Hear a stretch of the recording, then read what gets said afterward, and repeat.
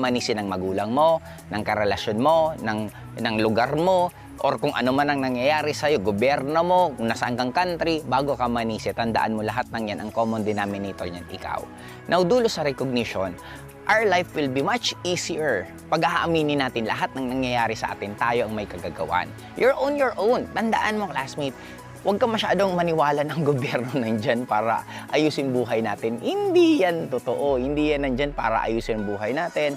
Ang school, hindi yan create para pagandahin ang buhay natin. Tandaan mo, ang school is still a business. Ang purpose niyan, magkaroon ng maraming estudyante para may pambayad sa tuition fee, para mas lalong kumita din sila. Bottom line, ang walang ibang magpapaganda ng buhay mo, ikaw. Hindi kapitbahay mo, hindi sarili mo, hindi kapitbahay mo, hindi sarili mong pamilya, kung hindi ikaw. Kaya sana maintindihan mo na i-recognize mo, classmate, na whatever happening to you right now, walang ibang may kagagawan yan kung hindi ikaw at